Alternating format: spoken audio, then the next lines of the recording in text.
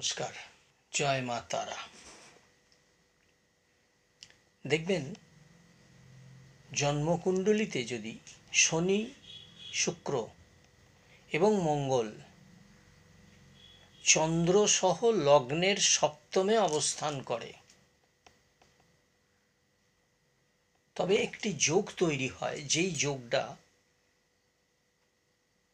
ভার্যা সহ ব্যভিচার বা ব্যভিচারিণী হয়ে উঠতে পারে।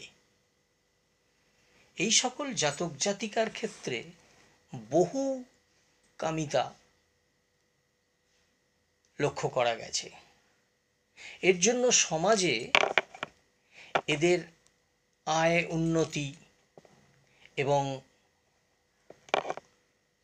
বিভিন্ন রকমের সমস্যা এদের মধ্যে দেখা যায় এবং এদের সম্মান হানিকর ঘটনা ঘটতে পারে এবং এরা প্রশাসনিক ঝামেলাতেও জড়িয়ে যায়। এটা কিন্তু উভয়ের ক্ষেত্রেই হতে পারে। এখন এই যে পরিস্থিতিটা যদি কোনো ব্যক্তির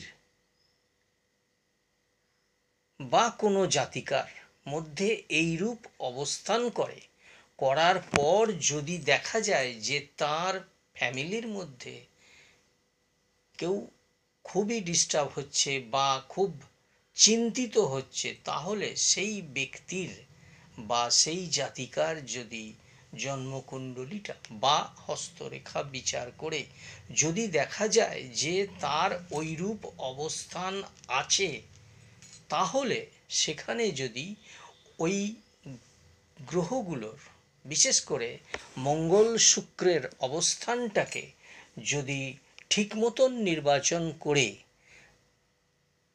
তার রেমেডি ধারণ করানো যায় তাকে, তাহলে কিন্তু সে অনেকটাই উপকৃত হবে এবং তার যদি সাংসারিক জীবনে কোনো রকম কোনো সমস্যা ক্রিয়েট করে, সেই ক্ষেত্রেও সে কিন্তু অনেকটা উপকৃত হতে পারে। নমস্কার।